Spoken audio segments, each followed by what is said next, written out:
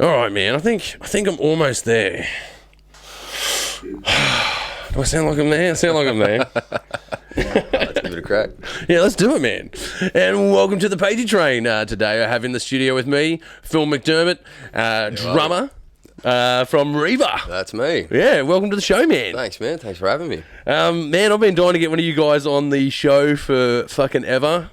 Since I started the show 2 years ago, whenever the fuck it was. Yeah, right. Yeah, well, you got me. Yeah, finally got you. Because I remember talking to this about you.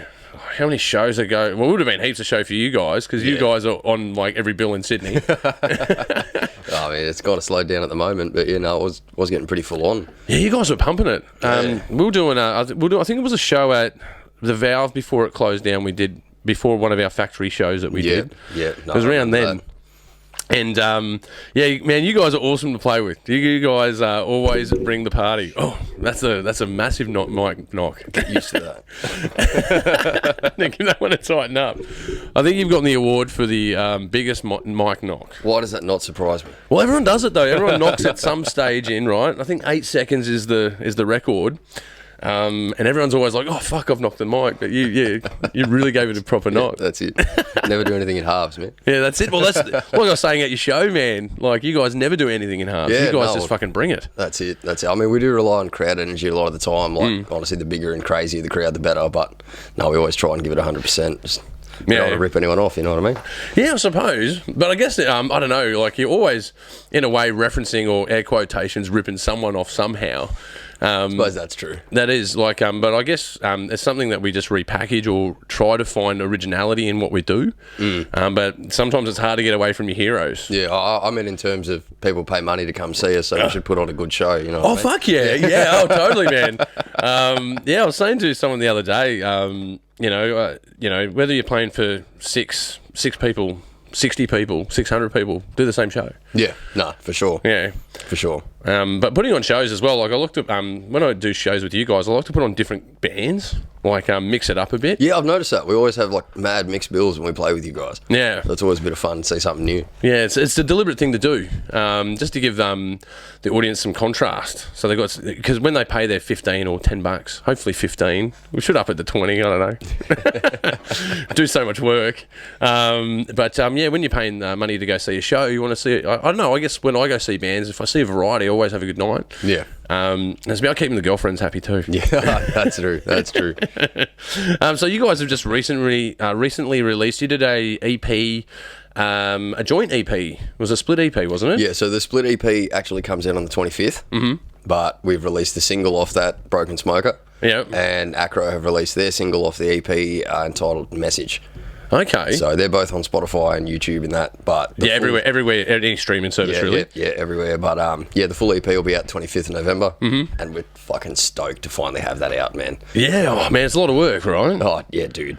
And honestly, like working with two bands was a challenge because we haven't fucking done that before. Like, you know, that was new for us. Like, well, just for our listeners, what is a split EP? Because like EP means extended play, right? So usually you whack 4 songs on a CD. Well, on a record or on Spotify, depending on what decade you're in. Yeah. But normally you do that on your own, but you're doing this as a split EP. So what's a split EP? Well, you know, usually it's just two bands come together and just promote, you know, at the same time. I guess to cut costs, I suppose, really. I'm not quite sure where the idea came from. But what we did that was a little different was we decided to do 2 of the songs actually writing together as 2 bands. So you've sort of got like... I can't exactly remember the process because we started writing this shit so long ago. Yeah, what, a couple of years or? Yeah, almost, yeah. Yeah, wow. Yeah, like we've had this. Well, it's not so you're saying now, but it's not a case of you just like you guys have 2 songs, the other guys have 2 songs, you bring that together. Yeah. You actually have written this as a collaborative EP from 2 bands. Yeah. That's amazing. Yeah, so like 1 song is ours, 1 song's theirs, and then 2 songs are between the both bands. Yeah, wow. Yeah, so we're not sure if anyone's done that before, but we thought it'd be an interesting idea. So you got 2 songs, like, how does that work? Like, are you doing like different musicians in each band, or? Pretty much, yeah. Yeah. Yeah, so like one song I recorded the drums, but Costa recorded guitar work, and like, you know, we just kind of mixed it up a bit with that. Oh, dude, that sounds fucking awesome. Yeah. I didn't know you went to that extent of splitting the EP. Like, Yeah, no, well, we tried to keep a lot of it under wraps, like when we started, but obviously the release was meant to be a lot sooner than it was, so we just ended up keeping the whole thing just quiet for ages. Like, we sort of dropped a few hints here and there and then just didn't really talk about it, but yeah, no. No, that's inspiring. Interesting experience, to say the least. Yeah, okay. So how'd you find it working with the other band? Oh, honestly, like, we've been mates for them for a little while. Like, we played shows in Melbourne, so we've travelled with them, and yeah, it was honestly pretty good. Worked out pretty well. Yeah, okay. So a couple of years' work, and did you guys do that in the? Is it in studio or you producing? Yeah, yourself? no, we basically recorded it at Costa's place. So like because he's got all like Pro Tools and all that shit. Yeah, he's all set up. Fancy tech, yeah. So like we just let him handle that because obviously he's frontman of Acrolysis, but he plays bass in Reva now. Yeah. So that kind of made the collaboration a little bit easier once all that came about. Because obviously you have the middleman between two bands. Oh shit, yeah. The stars are coming to alignment for you. Yeah, that's it. That's it. Yeah, okay.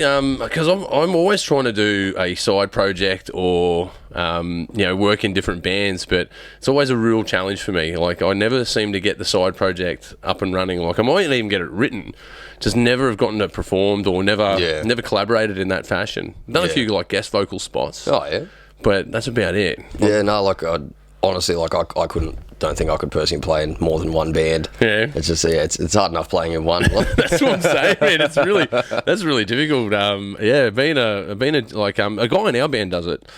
Big shout out to Francis. He's a guitarist in two bands. Oh yeah.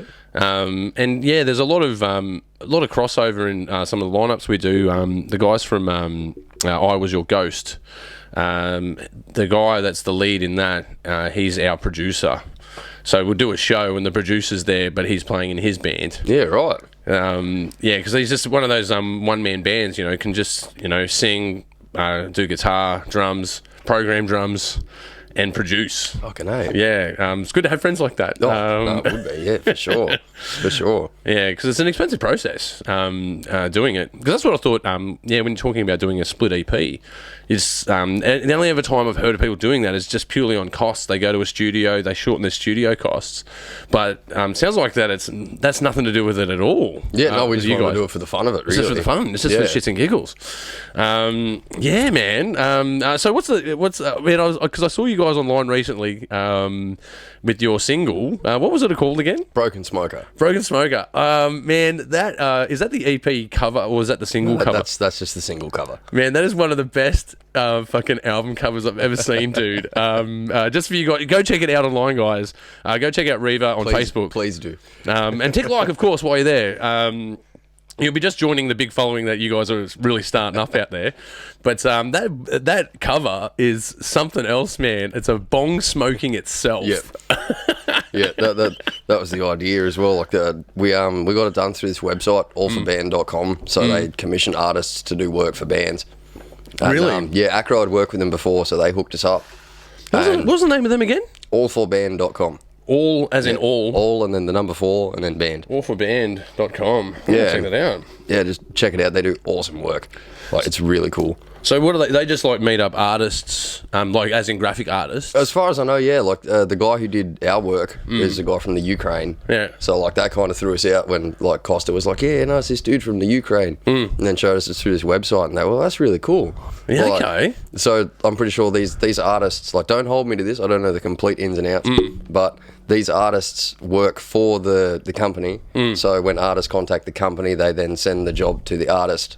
Yeah, and they just broker goes it from there. Yeah. Yeah. Okay. Well, it's kind of like there's a website out there called Fiverr that I occasionally use. Oh yeah, I've seen Fiverr. I've seen videos with like people getting drummers to play drum lines for this riff they've written or something like that. Yeah. Anything creative you want. So I go on there and I do my voiceovers there. Oh yeah. So I sell myself as a voiceover artist.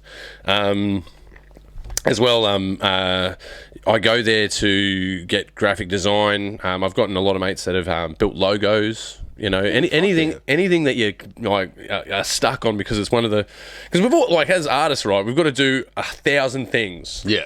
You can't just be a drummer, right? You got to be all these other fucking things, man. Juggling all this other shit. Yeah, No, you're a promoter. You're a fucking lawyer, an accountant. You got to be all these other things, and you can't be everything. Like when it comes to graphic design, like I could do a little bit of Photoshop, but I ain't designing an album cover like you guys have got. I ain't doing that sort of thing. Yeah, no, like and that was the craziest part. Really, is the artwork we ended up with came from just a couple of shitty little sketches that I drew up that are worlds away from what we ended up with. Like, so I looked at mine and thought, oh, I guess they look pretty cool. Like maybe you can work with this. I hope you can. Well, yeah, that's and it. then he sent us that, and we were like, holy shit. Fuck, man, that's awesome. Oh, man, I just think that, just the messaging in it, man, just speaks volumes, because it's like that message in the message. Yeah. Like, it's like the bong smoking itself, and that means, like, if you are the bong, then you are the drug. I think that's really cool. Yeah, like, we didn't think too much in connecting the image so much with the message in the song, just more of the fact of having a twisted-looking bong. Like, yeah. Just kind of offset the positive, negative message in the song. Like, okay. Yeah, well, you got to do that because essentially, like, your album cover is your thumbnail. Right. Like before, when we were younger, or when we were aspiring to be musicians as young lads. Yeah, it's all about the album cover. It's the album cover. You go, that's awesome. I want to buy that. Yeah, because you'll see it on a shelf and you go, I have to buy that, and then you go and listen to it. Well, that same psychology is still around, I think, because if you're online and you're going through Spotify, you want like that thumbnail to go, oh man, what's that? Yeah. If you look at like bands like Cannibal Corpse, right? They'd make such outrageous art, like some of the stuff that is so off tap and so controversial. You'd grab that cover. Yeah, I've always been drawn to like heavy covers like that. Even stuff like Nail Bomb. One of their covers, they've got like a woman crying with a gun held to her head. Like, it's just confronting shit. Like, that's how you sell albums, I reckon. Or you at least entice kids into buying it because they know their parents would hate it if they find you with this shit. Yeah, that's You make it like contraband. Yeah, basically. Yeah, you make it look illegal. Yeah. Well, certainly, I can certainly say that about your album, your single cover. Man, yeah. So you guys should definitely go and check it out. Check out Reva on Facebook. Check him out on Spotify. Probably on iTunes as well. Yeah, it's all over the joint. It'll be all over the place, right? Yeah, no, I definitely recommend it. But just and if you want to pay for it, to like actually pay us for it, you can get it off Bandcamp. Hold on. You're talking about paying an artist here. I know it's a long shot these days. Yeah, but, hey, I mean, you can pay us $1 for it if you want. Like, you can nominate it. Yeah, you can nominate a fee for it on Bandcamp. That's great. Do that instead. Don't get me wrong. Listen to it on Spotify, but support your local artist and chuck them a few bucks. Please. Everything helps. Everything helps. You got me thinking. And I mean, don't just do it for us. Do it for every band you listen to. Like, seriously, especially these days, everyone needs it. Yeah. You guys amaze me though. Like, because before. 2 bands ago, maybe three or 2 bands ago, right? We had this philosophy like, don't burn out your audience, right? Be careful about headlining. Yeah. Because you won't want to headline all shows. What you want to do is headline 1 or 2 shows a year and bill on everyone else's show. And it's one of the hardest things to achieve, but I've never seen a band in Western Sydney do it as efficiently as you guys. You guys are just really good at it. Like, I don't know what your secret is, and if you have one, you probably wouldn't tell anyone. But honestly, if we do have a secret, I'd call it dumb luck. Dumb luck and just sticking with it, eh? Like, that's the worst one. Look at that. That's really bad. Yeah, but just keep this one off camera. Yeah. Yeah, no, just sticking with it. Absolutely. I think the name goes a long way because Reva, like, that's a cool name. Yeah, it's short as well. That was what we liked about it when we came down to it. Like, after we chose it and sort of ran with it for a while, we realised like it sticks in people's heads. Yeah, totally. Yeah, it does. That's what I mean. Yeah, it does stick in your head because when you're like.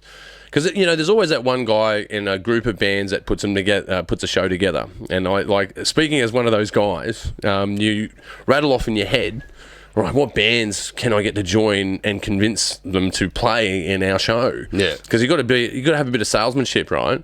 Because you contact, like, if you want five bands in a show, including your own, you've got to make at least 4 phone calls. And not everyone's going to say yes all the time because, you know, conflicting things where you go, that's it. I've got a show on the following week, don't really want to burn audience or anything like that, or, yada yada. Yep. But yeah, Reva's always one of the first bands I fucking call, man. And now that I'm talking about it, I don't know how you guys have Jedi mind tricked me, you know? Hey, man, well, we're always down to play. Honestly, we figure that's probably one of the reasons people do hit us up, is because we very rarely say no unless we have a serious reason that we can't actually play. Yeah, because you get a lot of no's asking bands. Yeah. You do. You know, we realise that the amount of times we've had to fill in for other bands, like a guy will just hit us up as his second option, and straight away we're like, yeah, man, we'll take it. No worries. Like, a gig's a gig, you know? Yeah, that's it. A gig is a gig. Because we were doing, like, back in Alpha Degenerate days, we were doing that. We were just always that fill-in band. We're kind of doing both. We're doing a lot of the headliners and doing a lot of supports. But some of the funnest shows I've done is just when you're the first band up. Yeah. Because then you get to drink all night. Well, that's it. That's always fun. You get to see the rest of the bands, and like a lot of the time, you know, if you're playing like mid-bill, I find myself, you know, I just want to like chill before the show, and then just before the show, I want to kind of get pumped up. But then after the show, I'm wrecked, and it's like, no, I don't want to be front row for these bands, man. Like my neck hurts already and shit. Like, nah, fuck this. Yeah. No, especially being the drummer, you got to preserve your energy. Yeah, well, that's right? it. It's like it turns a gig into work, and it's like, no, I really do want to stick around and enjoy this shit. But a lot of the time, it's like, no, I'm just fucked. You know, maybe got work the next day or whatever. It's like, yeah, just everything kind of adds up. But playing early shows is always good. Yeah, no, I'm a fan of it. Fan of the early show. So if you're out there and want to book Mendoza, early show, we'll be there. We'll probably be there with Reva anyway, playing a show. I can't wait to play another show with you guys. We'll hopefully be releasing our album next year. Love you guys to be there. Stoked for that. Yeah, man. Well, COVID is something that you know, it put an onion in everyone's fucking ointment. Oh yeah, like fucking. No, it did. It didn't. No one escaped. Yeah. Right. That's it. The scourge of that. Especially the entertainment industry. You know, shows lined up, yada yada, all gone. Yeah, that's it. It's worldwide too. That's the craziest part. Well, I see. There's a few bonuses out there though, man. I see like a silver lining in our shitty fucking storm cloud. Because you know, we're gonna, you know, be in the Australian New Zealand bubble. Yeah, no, that is very true. I've heard a few people talk about that. It's going to actually force people to see local bands because there's no international acts. And all of the bands that are, you know, that have been pro for longer, they're going to be filling the bigger stages that aren't being filled by international stages. Yeah. That means they're leaving those medium-sized stages vacant for people to rise. No, that's exactly right. Because a venue that sits there doing nothing is a venue that ain't making money. It's not selling beer. It's not selling tickets. That's it. So, you know, us cheeky operators that are out there in the burbs doing this all over any venue that will have us, I think we've got opportunities coming to us. So we looked at that at the start of the year, and we've gone, we need to take this as a writing year. And when it all settles down, have some new content and launch it. Yeah, fucking A. You know, so we're like, we've been working online, man. Because we're a live working band. Like, how do you guys do it? Do you guys like show up to a jam session right off the cuff, or do you guys sort of piece it together and then meet up? Honestly, it really depends. Like, I mean, I write a lot of the lyrics, so a lot of the time I just will write lyrics. I have like a rough idea in my head, and then I'll just bring that to Zach. Mainly Zach, who we spend fucking heaps of time together. So I'll just turn up and go, yeah, I wrote this. And then we'll sit there and go, all right, what's your idea? So I'll sort of sing my rough melody for it. And then he might come up with a riff or something. And then, like, we just work from there. Or we'll have a riff first. So I just have like a basic sort of verse melody in my head or whatever. Might come up with that, or Zach will just fucking, I don't know, everything gets thrown around. Like, there's no real, like, set process to how we write anything. Yeah, okay. Just all sort of comes together. Like, some of it's just come from straight jam. Some of it we've actually put together. Yeah. Like the new single, I wrote the lyrics for that just because the boys said they wanted a weed song, so I went home and wrote one. Yeah, okay. And then I brought it back and was like kind of feeling like a Sabbathy thing. Yeah. And then just left it with them, and we ended up with this. Like. Yeah, okay. Yeah. Yeah, I will. So it's a really sort of like free flowing process. Yeah, okay. Well, I guess, we sort of have a process like that. Pre-COVID, we'll rock up to a jam room. We would have the guitarist may have put out some guitar riffs online. Would have listened to those. might have formulated some ideas, and then we rock up and then jam them.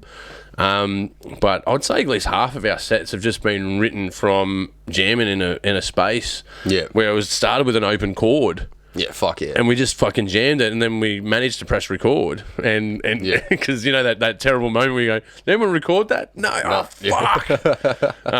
But we were like, I suppose you would call that kinetic. Like, we're kinetic musicians, where it's all based off the energy in a room. Yeah. But COVID forced us to write differently. So we've been writing more offline.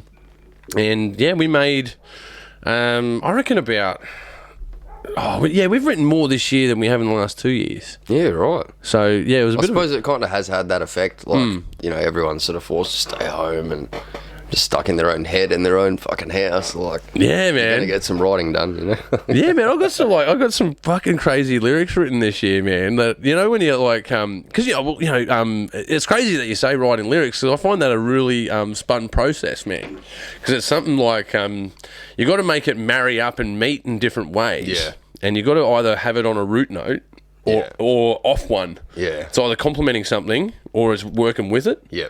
And I find it's an interesting writing process to get lyrics to bend and fold.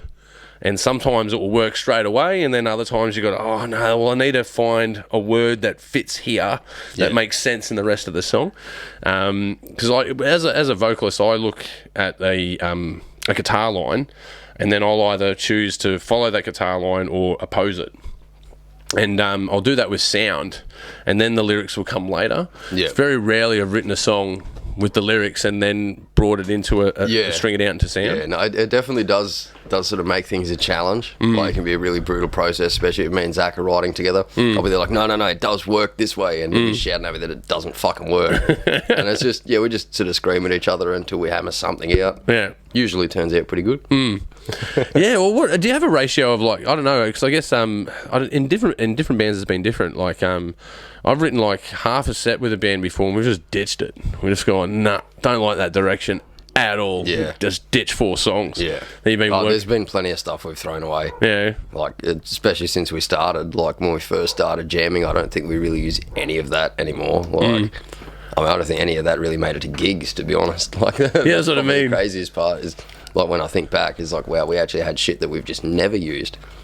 Yeah, I've always been interested in that, though. Like, how much work do you write that doesn't get to stage? Yeah. You know, I find that interesting. I find as I've gotten older, it really hasn't changed. Like, I still have the same output, and generally only the best gets up there. Yeah. And there's some other ideas that you sometimes miss out on, like, because it didn't quite come off. And I like to put those in the sideline basket in case they show up again. Yeah, that's fair. Yeah, but rarely does that happen to me. Yeah. Like, once they're gone, they're gone. Yeah, and I find one of the things that makes writing hard as well is you find you get into this hype when you have this, like, you know, brand new song that you think is awesome. You're sitting there and go, this is the fucking best thing we've ever done. So it's like every new thing that you write is the best thing you've ever fucking done, you know? That's true, yeah. Especially in that moment, you know, when it all just does come together and you go, how fucking good was that? Yeah. And it's like, oh, yeah, you know, you just got to stop and think, like, is it really that good? Is it better than we think it is? You know, like, you just don't know. Yeah, that is weird though. Like, because I've had other songs, but, you know, in different bands, or, you know, in different eras of my life, that I've written songs where I go, this is gonna fucking hit, man. People are gonna love this because I love this. Yeah. And then it will just get an average response. And then there's other songs that I've written like, oh, this is kind of filler. Yeah, and then people love it. Yeah. And they love it. And I go, oh, this is like the number 4 song on the track that, like, you know, I go, well, this is the song that we wrote to fill in the space because we were in a rush. Yeah. You know? And that's it's funny, like, you know, asking me these questions with the releases and stuff, because we've only done the self-titled EP. So, like, releasing actual recorded music is a huge thing for us because it's so new to us. Everything we've ever done has just been live. Yeah. And, like, that's how we sort of gathered our following, if you want to call it that. Yeah. It's just all been live shows. So, like, we figured that was the key, you know what I mean? Like, just play live and people will fucking pay attention. Yeah, well, I think another thing that's worked for us in the past as well is, like, record your live shows and put them out. But then again, you still run into that quandary of burning up your audience because they've already heard your music and then put you under pressure to write more. Yeah.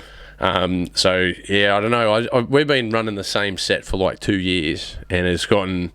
I can't perform that set anymore. I'm just over that set. You know, it's kind of getting that way for us. We haven't really done anything new for a long time. Like, we do have stuff like written that's just sort of sitting away for like whenever we actually start writing or recording new stuff. But you know, other than that, we've just been kind of running off what we had released and then our live set, because what we have released is so minimal. It's, you know, instrumental and 2 songs. Yeah. So if you want to hear more, you have to come see us live. That was the kind of thing we were playing with there. Yeah. Maybe not intentionally, but it's what it turned into, for sure. Yeah, well, I think that's a smart formula, because I've done it in the opposite direction, where put out a whole bunch of content to get people to come to your show.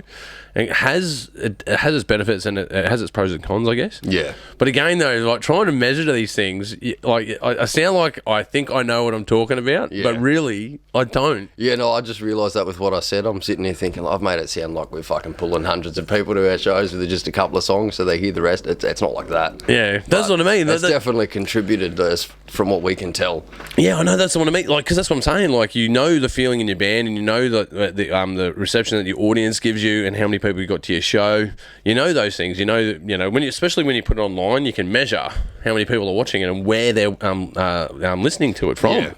And like even doing the podcast, you know, like you start to, all right, so this content, because I interviewed an actor on this day, and you go, well, I've got a lot of hits in California. You know, you go, I've got a couple of hits in California on that one. Okay, well, I'll do more actors and get some of those Californian hits going up, and then you do another actor, and like, no connection at all. Yeah, right. So I just find that there's some things that are really hard to, you know, measure. You can only, it gives you an instrument to guess better. That's the only way I can really put it into words. It's like, it's not a precise thing. You get this precise data that really doesn't give you a precise like outlook of where it could go, because the day could change tomorrow. Yeah. You know, something could affect it. Like for instance, on podcasts, I don't release them on Wednesdays during State of Origin, because like you won't get any listeners because everyone's watching the football. Yeah. So big chunky. I saw you say that. You were like, Thursdays during State of Origin. Like, smart man. Yeah, man. Like, because like don't take on like the big fish. They got millions of dollars behind them. I've got like 2 mirrorless cameras and a couple of $50 mics, man. That's the extent of my arsenal. Don't take them on. Work around it. But I think looking at the music as well, like looking at clips that I've released and looking at EPs that we've released, it's just so hard to predict. We were getting like we released our EP. What was it, last year? And we got a whole bunch of hits in Melbourne. We sold most of our merch down to Melbourne. Well, a couple of shirts and a couple of... Fucking hate. Yeah, but they actually bought... This is a strange thing, like, because we, printing the CD is expensive. And we realised that we needed something tangible. Like, you need something. Yeah. And we didn't think they would sell at shows, but they do. You guys have merch. You guys always sell at shows. Yeah. No, we still have a few copies of our fucking self-titled EP. But it's unfortunately this split EP we're only doing digital only for at least for the foreseeable future. Yeah. Okay. It probably won't change, but that's the thing. Like that's what I'm saying. Like don't be hesitant to do the print. Like because we found we can do 100 prints, right, for a reasonable cost. And, you sell them. They sell. We didn't think we'd sell any online. We sold most of them online. Like, we thought, who the fuck is going to buy a CD? But people do, man. Like, metalheads are a different crowd. They're much like petrol heads in a way. You know? No, they definitely want the collection. They want a collector. The pride in the collection as well. Yeah. I guess when I printed EPs in the modern era, I just want it. I want a copy of it so I can put it on the wall or put it in the collection. Yeah. It's for me. But I know other guys that are really crazy, man. They go, they print their EPs out and they go around to JB Hi-Fi and they put them in the slots. Like they just take their album unsolicited and just chuck them in there. Which I think is awesome. It's an awesome idea. It's reverse shoplifting. Yeah, that's crazy. Yeah, not a bad idea though. Not a bad idea at all. How would that work? Like, would you be able to actually process that as a purchase because it's not in the stores Yeah, but you can just catalogue. you can walk out with it. Well, it's true, you can, but how many people are intentionally going out to steal your CD? Yeah, I don't know. You know, like, Well, if people are going through heavy metal to look for it, and go, what the fuck is this? You know, I suppose that's true, but I mean, they might just go try and pay for it and then. knowing JB Hi-Fi, they'll probably find a way to actually bill someone for it. They go, oh, I'll just Yeah, make they it. probably would. Money hungry fucking corporations. Yeah. Just make it $10. We'll call it $10. You can have it for that. Yeah, it's really just call it technical difficulty. Or... But as far as like drumming goes, though, man, 'cause I've talked to a few drummers this year actually. More drummers than guitarists, definitely more than guitarists, and more than vocalists. I've talked to a few vocalists, mainly drummers. And a frequent question I ask you guys is: are you a click track guy? Do you do it? You don't do the click track at the shows. You're just all organic. Yeah, I just play to the sound here. Yeah, because I was. Or lack thereof, depending on the venue. Yeah. No foldback. It does happen. Oh man, that totally affects the show, man. Because it's not just about because if you're as an artist is having a good experience, the audience will have a good experience. But if you can't hear yourself and you're just using the force, it's the worst feeling. Yeah. I fucking hate that feeling. Because you're sitting there going, this doesn't feel right. Yeah, I don't know. Where the fuck are we and how are we getting to the next one? Yeah, You know? yeah, I that's hate it. that feeling. And you can feel it in your drummer. As a guy that's up the front, when the drummer is like flustered because they're not getting the right amount of information, you're like, oh, you can feel it. You can hear it going wrong because then it all becomes safe all of a sudden. Everything becomes safe. Yeah. No risk involved. So you're a total organic guy. I haven't met. Yeah, there's been a few click track guys lately. Yeah, no, the whole organic thing, I will admit, fucking didn't pay off for me in the start. Like, when I was just new to playing live and I fucked up so many fucking times. You know, we were starting songs again and shit like that. But Stops. Then I hit a point where I could fuck up and just brush the fuck up under a rug and keep playing, so we didn't need to keep restarting songs. So that was better. Yeah, that's always a good feeling when you can get into trouble and when the whole band knows you're there, right? Everyone plays their role to make sure that you don't stop. Yeah. Just got to feel that little bit and then boom, you're back on. Yeah. Because no one knows. Yeah, well, you hope they don't anyway. If they notice, There's that one guy who seemed like every show and goes, fuck. Yeah, do you have one of those? Do you have a guy that's like every show? Oh, we do have some pretty like regular guys, but I don't know, no one's like picking at our set or anything like that. Yeah, we got a couple of regulars, which is a nice feeling. They come out of the woodwork just to see you, which is really nice. Because we are, holding the flag for metal in Western Sydney, trying to get on tour as best as we can, trying to get the EP written, trying to get the album written, trying to keep the cost minimal so that we can at least maybe in some small hope break even. Yeah, no, it definitely is a bit of a money sponge sometimes. Oh yeah, Like totally. trying to keep gigs going and actually play in a band, you got to keep replacing your gear and shit if like shit fucks up. Or your guitarist needs to buy strings, so he needs a job. Yeah. It's like fuck. It's just crazy. Like I can't imagine trying to do it these days and just playing music. Yeah. Oh, it's a different time. That's it. Like, you hear about like back in the day that was it. You just jumped into a band and you played pubs and clubs 7 days a week. Yeah. But now it's like, man, I need a job, otherwise I can't afford fucking skins. You know what I mean? Like, Yeah, totally, man. But the world changed, though, right? yeah, straight up. Like, if you go back to when we were kids, the people that raised us, you could have. Bearing in mind, I'm only 24, so I'm fucking young. I don't know shit really about the 80s, but Yeah, but look, if you go back to the 80s, though, right? In the 90s, you could be a mechanic, with a wife at home who doesn't work, with 3 or 4 kids, with a boat, a car, paying off a mortgage. you were all good. As a mechanic. Like, try and be a fucking mechanic and do that now. Yeah. Well, that's impossible. That's just impossible. Both people are working. Like, if you're in a relationship, it's very unusual. Yeah, that's it. Both people have jobs. That's the... They both have a job. No, that's just it. Like, it's just not possible to do it. Yeah. Never alone like, I'm going to get a boat, I'm going to get a fucking mortgage. Yeah. Never alone that shit. Fuck, yeah. Just living hand to mouth, man. There's two of you and you're both working every fucking day. Yeah. So yeah, I think that's the difference. It's not the music that changed. It was our society that changed. And then the ones that are fortunate to make it, they're in the right place at the right time. And, you know, they had nothing to lose at the time. Yeah. So that's a pretty rare situation for someone to find themselves in, where you've got talent and no one loves you. Yeah. You know, you got one shot and someone was there to see it. Yeah. Yeah, that's just like, yeah, you're ice skating uphill dreaming for that. Yeah.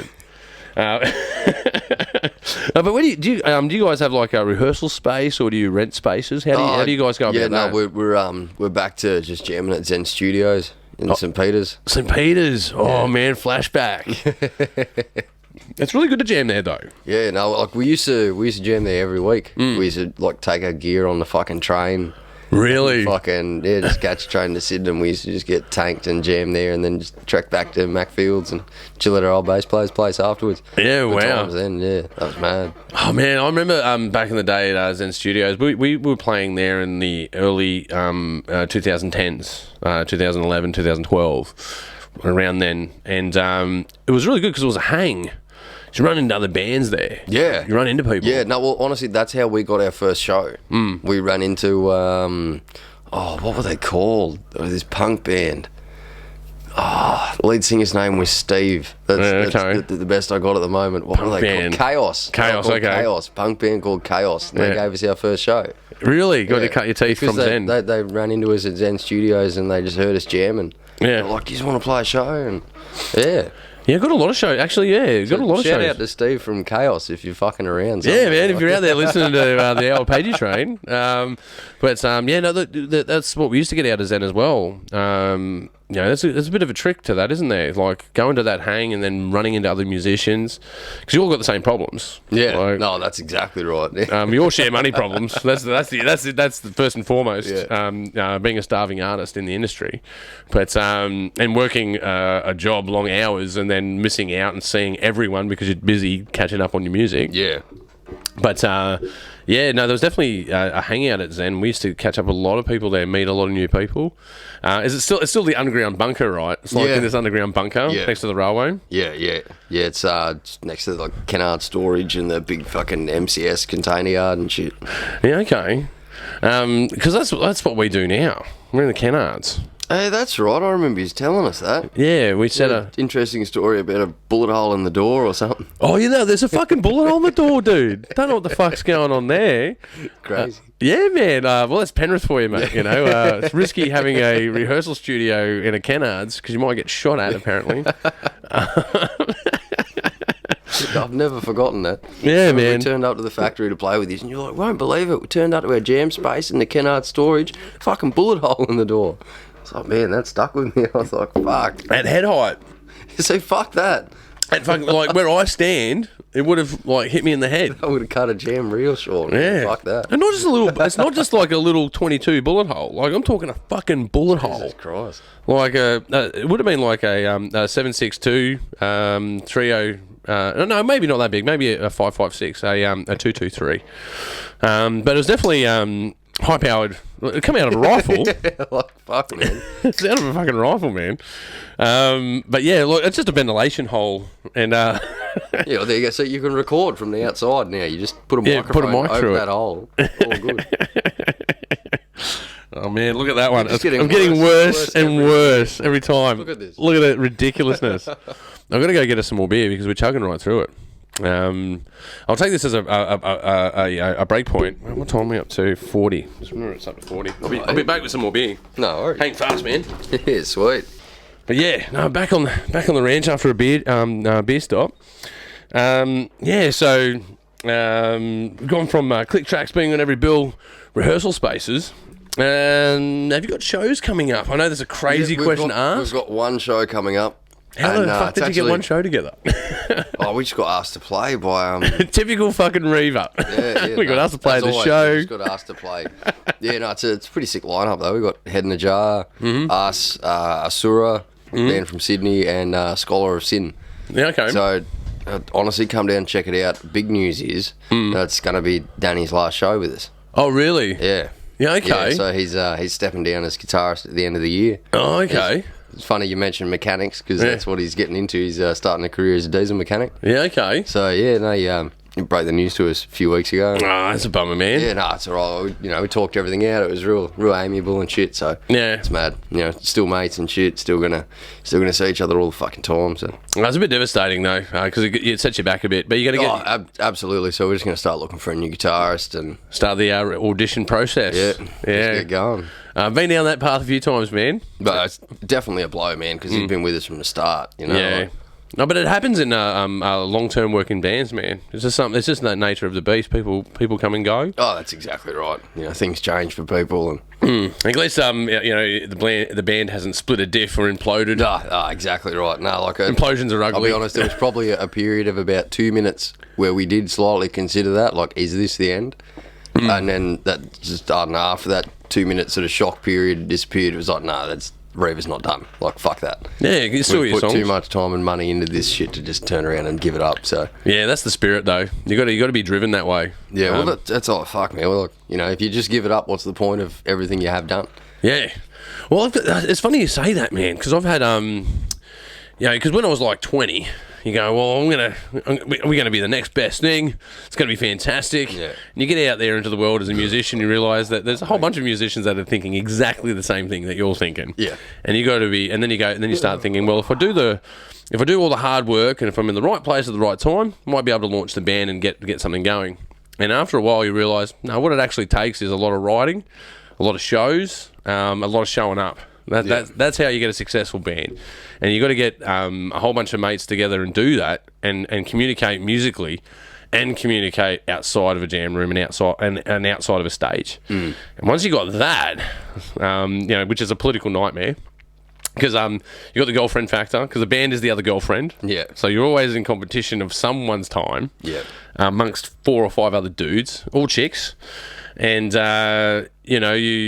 once you get to that stage, then you got to continue writing.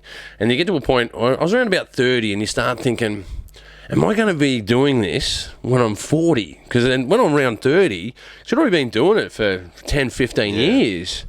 And then you go, am I just going to be an old rocker? And then it turns out that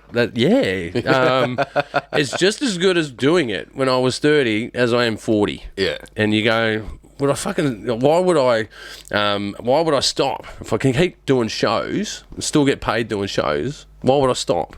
Oh, that's exactly right, man. Like, and again, it'd take away from everything you have done if you just throw it away. Like, fuck, what's the point? Like, yeah, you can look back on it and go, that was mad, but it didn't lead you to where you were if you threw it away. That's it. That decision led you to there. Like, yeah, that's what I keep thinking. Like, because when you're younger, you go, you might go, I'll give this away at 35 or whatever, and then I just realise that the years tick over, and you go, I still haven't given this away, and there's no sight of giving it away. And I think that perseverance, that's what gets you through there as a band, because there's always the next show, there's always the next song to write. And that's been something that's been really good for me. But I guess the other side of it has been, the mental health benefits out of being in a band. Like, you can talk about it being stressful, hard on your, on the economics, but ultimately the feeling you get from it is fucking amazing. No, it really is. It really is. Like, honestly, with this whole pandemic thing, like, me and Zach been sitting there staring at the wall, going like, do we even play in a band? Like, did we just dream that? Like, the fuck's going on? Like, because we just weren't seeing anyone. There was no gigs happening, so there was no, like, scene contact. We weren't seeing any of the people that we used to regularly see at shows.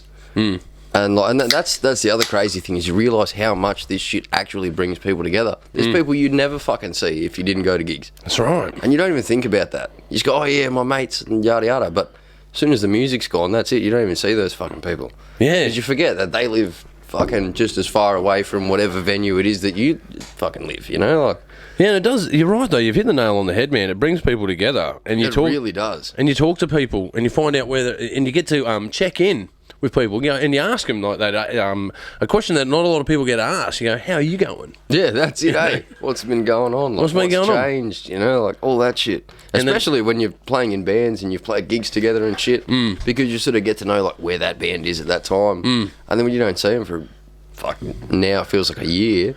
Yeah, a COVID year is a long year. Could be 2 years at this rate, Like, oh shit! And you just there we go. There we go. That's me. Fuck. 48 minutes in. That's the record for the longest wait for a mic knock. I think that's like second next to your like champion mic knock. I think I'm the runner up of mic knocks. You have to get belts made or something. Yeah, totally. But yeah, no, I think you're dead right, man. It's not just about the mental health of being in the band, because that's what I was talking about.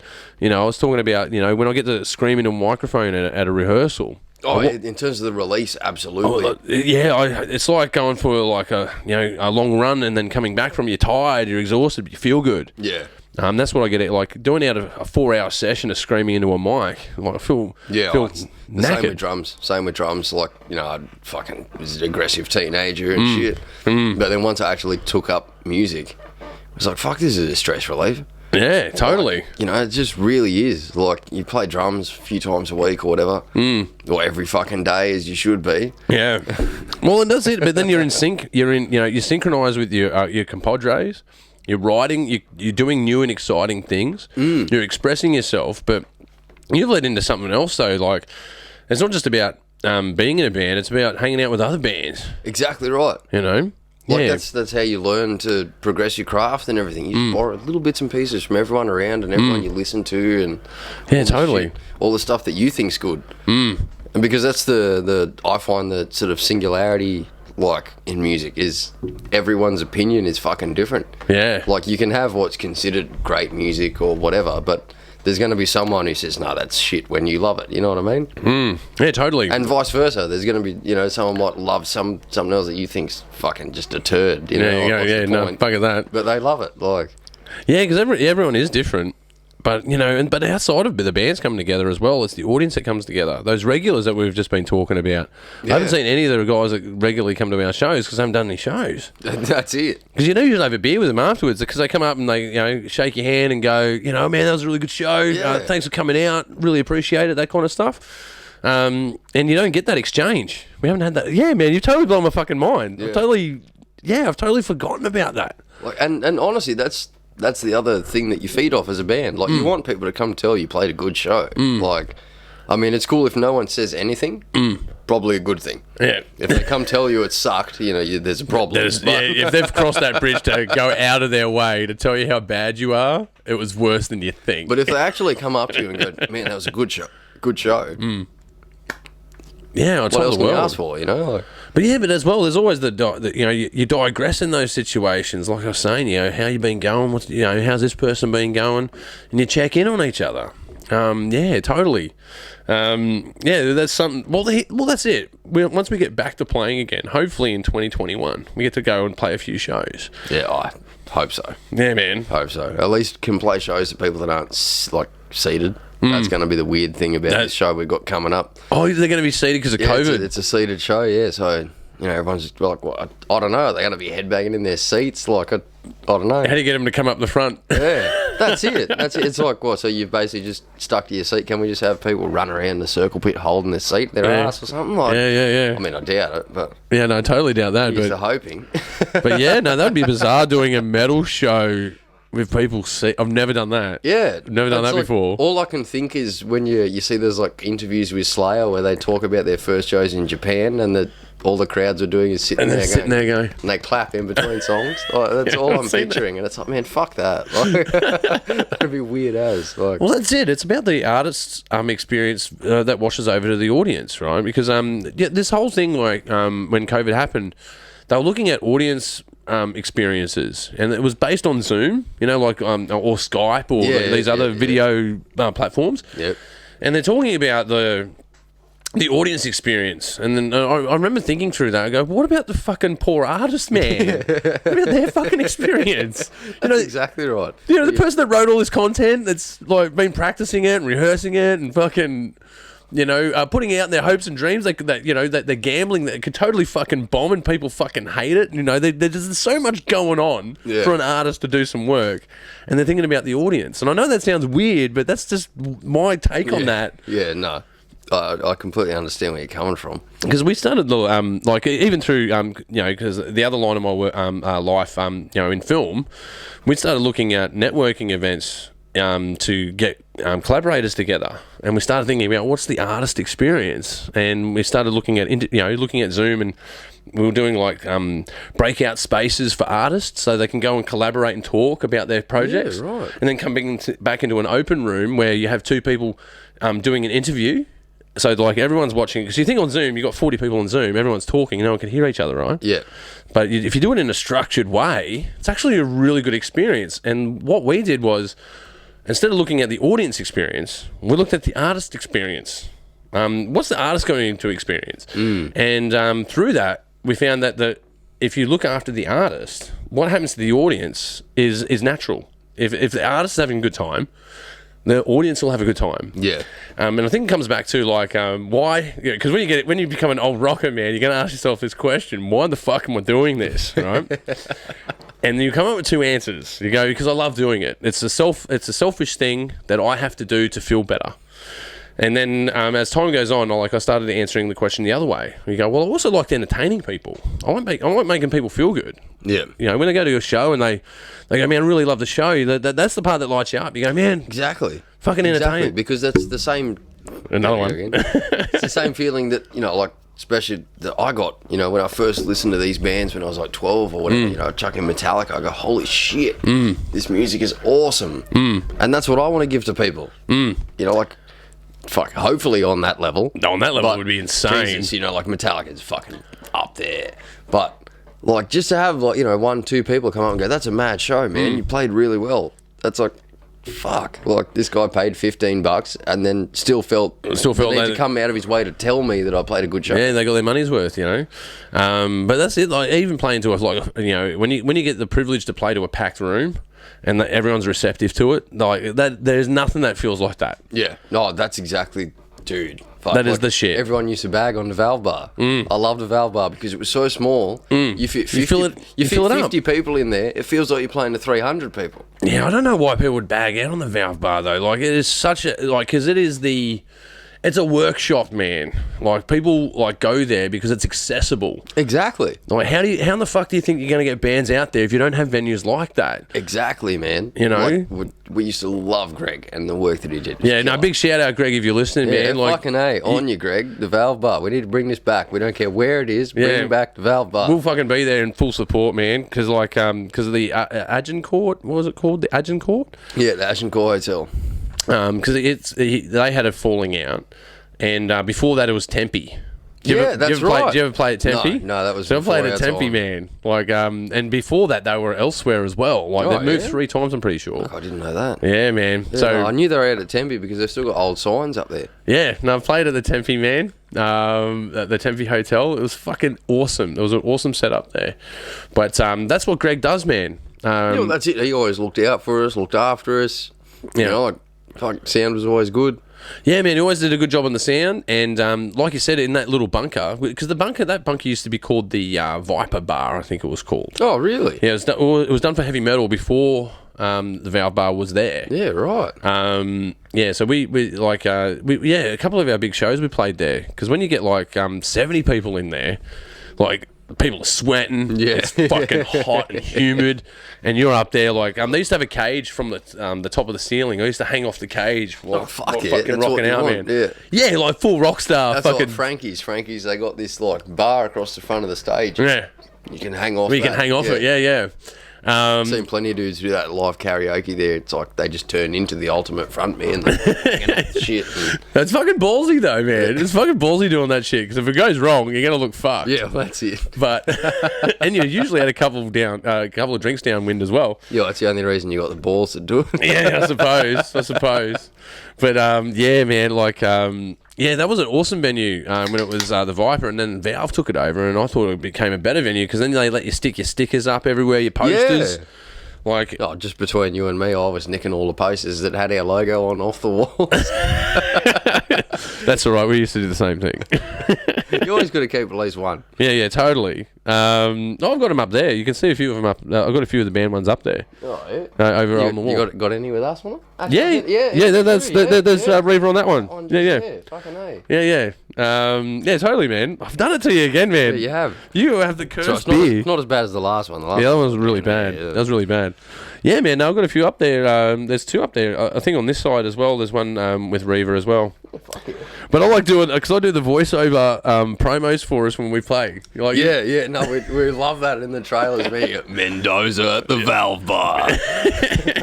with local guests, Reaver, laziest man alive, and the Limited. Fucking A, spot on. Yeah, I love That's it. the exact lineup. Yeah. I know it. I know that lineup. It's a good lineup. It was a good show. Yeah, totally. But that's what I missed. Yeah, the stuff like people shouldn't bag out on stuff like the Valve Bar, man, because. Like, yeah, no, I agree. You should have all stopped ripping on the Valve Bar. Look what happened. Yeah, and support it, man. If you're in the area and there's a band playing there, even if you haven't heard of them, go and like I'll drop in there. Yeah, always drop in, and if you got that, it's $15 man. That's it. You know, that's it. And some that you used to get like all day festivals at fucking Valve Bar. Yeah, like, totally. That's mad. Yeah, how cool is Turn that? Up at fucking midday. Like, that's awesome. Yeah, man. Like, but that's what I mean. That's where you go to work out. It's a workshop. If you are starting out as a young band or an old band, whatever the fucking case may be, you've played the Valve. Yeah, you have. That's it. It. Doesn't matter what you think about it. You played there. You've played there. And look, and as well, it is what it is. Like if you look at like other venues that are similar, like the Hideaway is a little bit similar. Doesn't have the same, what's the word, sort of branding, I guess. Yeah. It's the Hideaway. Yeah. Fitting name. Yeah, it is, because it's tucked away, right? That's a small, intimate venue. But then you got stuff like, the factory floor. And that's when you're doing a big show. Yeah, that's it, because it's a small venue at a big venue. Yeah, that's it. It's got the name behind it. Yeah, and people know what it is. We always thought it was cool playing there. It was like, fuck, we just tell people we're playing the factory theatre. Yeah, that's it. That's how you market it. You market it at the factory theatre, but they go, I'm actually playing the factory floor. But they just turn up and follow the signs. Yeah. You don't need to tell them shit. Yeah. No, but dude, like, if you ever, like, I'd love to play at the actual factory floor on the upper level. That'd be great. That'd be a dream come true. Because after one gig we played there, we stood outside and watched all the people coming out of the big room and told them that they'd gone to the wrong show. They were like, you're meant to be trying to usher them all inside. We've done that as well. Usher them in, and they go, "Oh no, I've already paid for a ticket." I'm like, man, it's $15, man. $15. Support the locals, man. We were just telling them, you bought a ticket. It's in here. Just come in here. Yeah, those guys are probably going to go buy a whole bunch of cocaine. We're just looking for a sandwich, man. That's it, man. That's it. Fuck, bro. Like, literally, like sat before some shows. This is like before we were properly working and shit. We were literally scraping by to keep the band moving. We're sitting there before shows eating like a loaf of bread with fucking carton of milk and shit before the show. It was like, fuck, we got to do something. Yeah. So our bass player at the time was just eating the bread because he's a vegan. He couldn't drink the milk. That's hardcore, man. Yeah, man, it was full on. Like. Yeah, no, we've definitely been down that fucking path. We're just on the bones of your ass. But I know when you get a bit, when you get more qualifications, you get more work, and it's all about that time management. Yeah, you get your time management sorted, you can still keep the band because people get married, people have kids. Yeah, shit can happen, man. Shit does happen. Like I'm telling you, like you guys been early 20s, man. I'm just letting you know, man. That shit is coming. Like it's probably already coming for a few. Like I think a few of you guys have kids. No, Zach has a little girl. Yeah. So that's just going to become more so.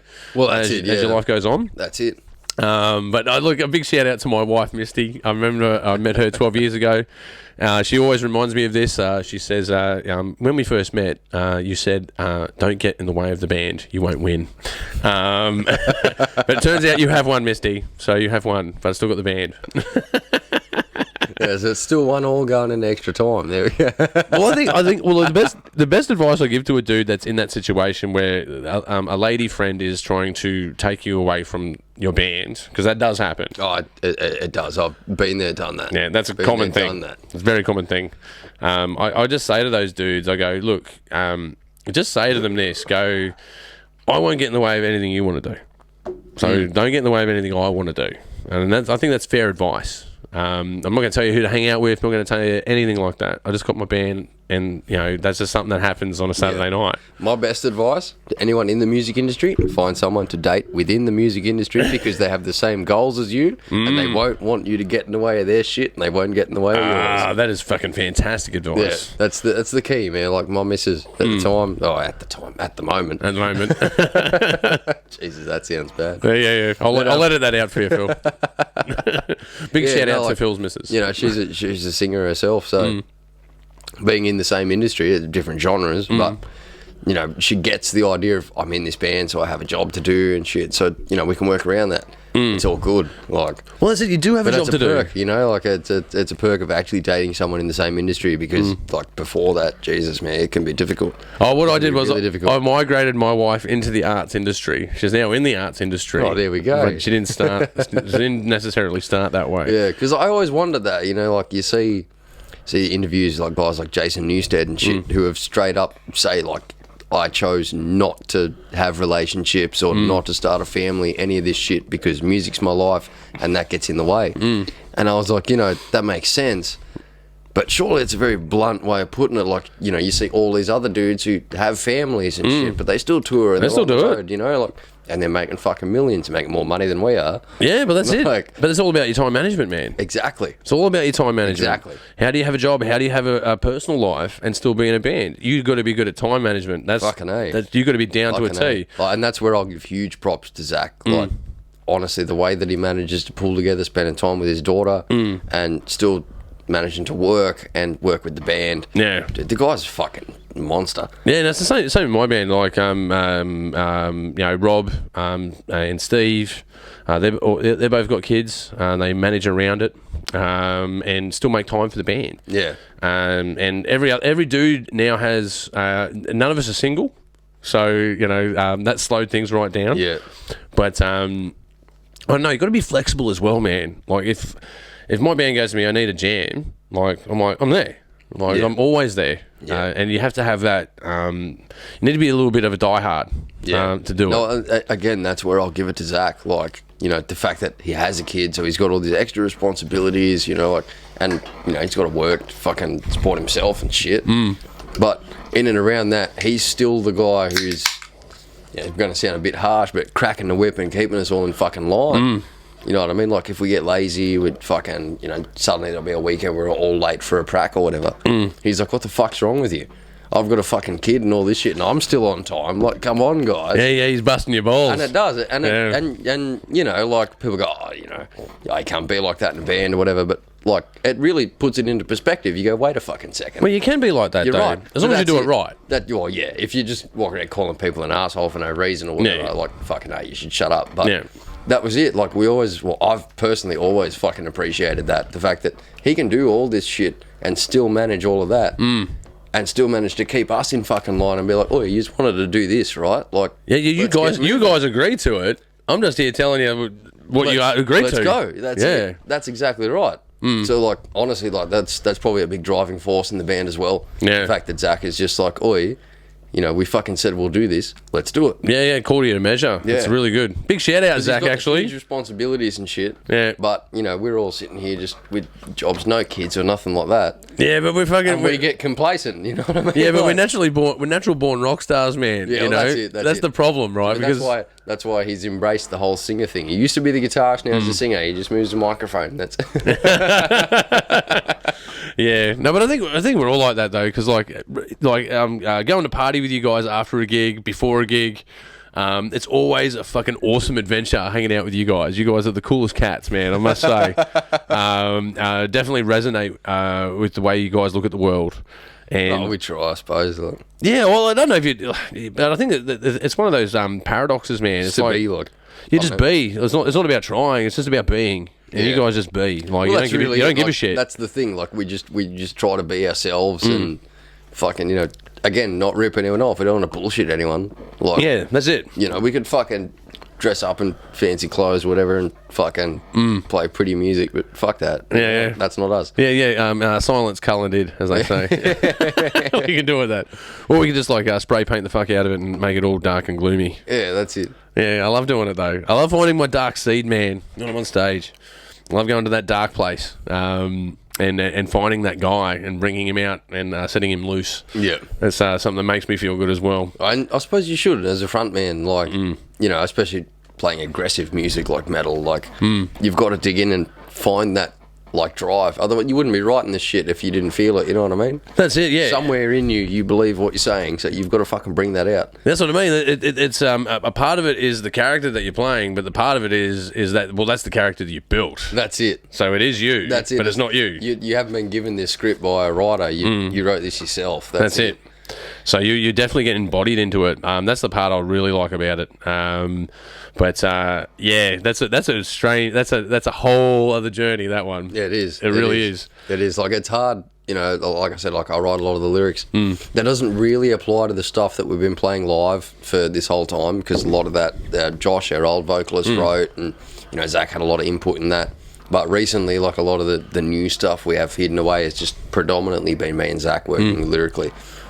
And yeah, like, I've really realised, like, a lot of this shit is stuff I relate to, but I'm writing it for Zach to sing. Yeah. So I've got to try and find that paradox paradox, fucking wrong word.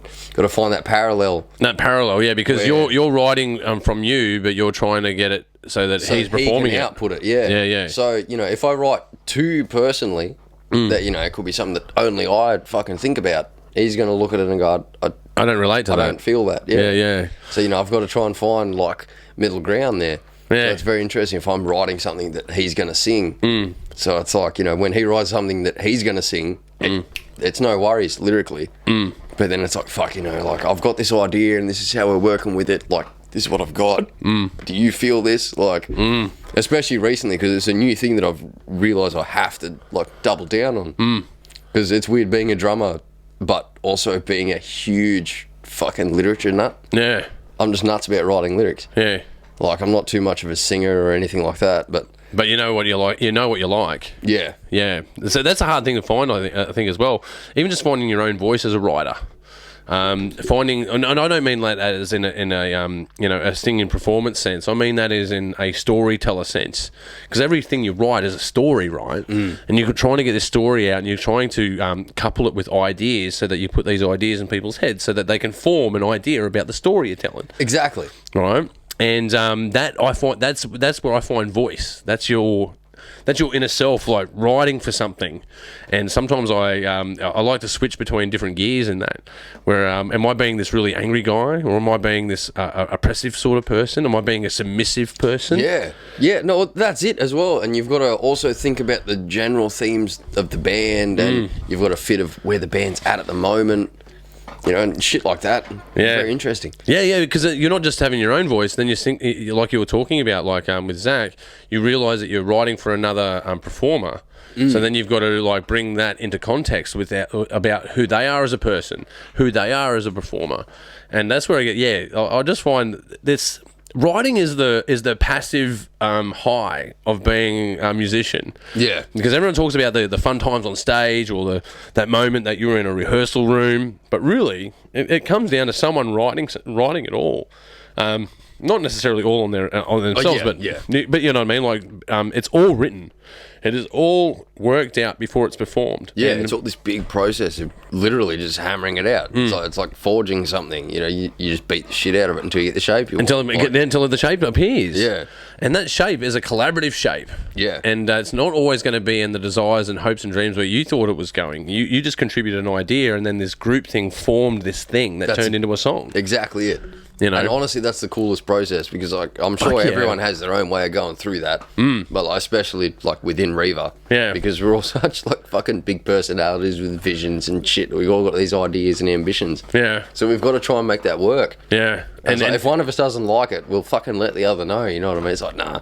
Yeah, that's some brutal, honest stuff, though, and right? That's it. And then you end up just yelling at each other or whatever. Maybe you take 5 to fucking like let off some steam or whatever it is, and then you come back and then you just hammer it out, and it's killer. Yeah. You just go, holy shit, you know, like we just spent half an hour of fucking basically yelling at each other like to an outsider that looked like we were about to break up the band. Yeah. But then, you know, 5 minutes later, you just come back and go, fuck it, let's do it. And then you kill it. Yeah.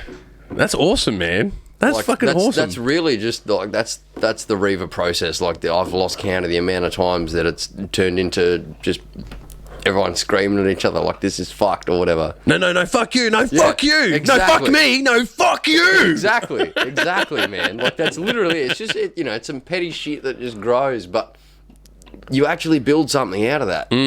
It's interesting that, though, because out of that torment and out of that frustration, a creation happens. Exactly. Yeah. Exactly. And we really feel like it's the best process. Like, you have those little stresses that, you know, is now affecting everyone, and that it changes the way you think and the way that you perform and the way that you want to express yourself. Yeah. Like, especially early on. Like, good example is the intro to Ice Queen. You know, like my heavy tom intro to that. That was nowhere on the cards when we were first writing the song.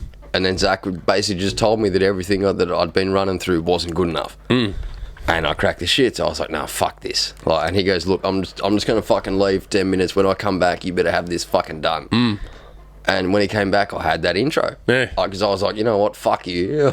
I'm now gonna play the best fucking thing I've ever written. Yeah. Like, and at the time, it fucking may as well have been. Yeah. I was so proud of it. Like, literally, he came back in the room and went, "That's it. Thank you."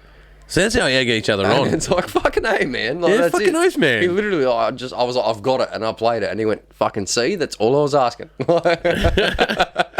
It's like, you know what? Fuck you, man. Like, thank you, but fuck you. Yeah, thank you, but fuck you. We got this down, and it's killer. Like, honestly, I wouldn't have it any other way. Like, I'm sure there's probably people out there that could try and play in a band with us and be like, these cunts are fucking too hard to work with. But you put us all together, which is... And it makes it happen. Yeah.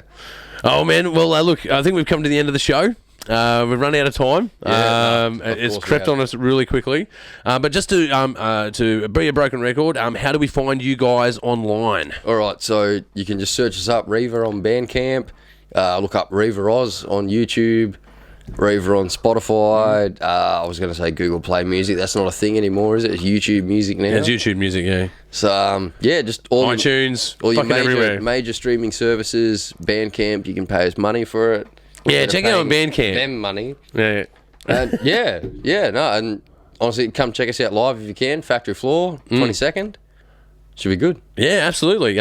3 days before the EP is released. Yeah. So we'll be spruiking that at the show in case you forget. Yeah. Well, make sure you go and check out Reaver online. These guys are absolutely killing it at the moment. Once again, I'd just like to thank Phil for being on the show. Thank you very much. All good, man. And thanks for having me. Not a problem at all. And you've been watching. And before, actually, I was about to do the sign up a little bit too quickly there. Don't forget to go and subscribe to the Pagey Train if you've been enjoying the show. And of course, hit the little notifications button here. You can find us on Spotify, Apple Podcasts. We'll be out on iHeartRadio next year. Anchor, YouTube, YouTube, BoobTube. We're fucking out there everywhere, man. So make sure you tick like, subscribe, and follow. And look, and as well, if you need to any collaborations, musically or in film, be sure to drop me a DM. And you've been watching the Pagey Train, and we'll see you next time. Yeah. Sonic boom. Man, thanks for doing the show, man. That was really good. That was mad. Yeah, time flies, huh? Now, busting for a piss. I'll be back in a sec. All good, bro. I won't be far behind you. Do you mind if we have a durry, mate, before I do the promo shot?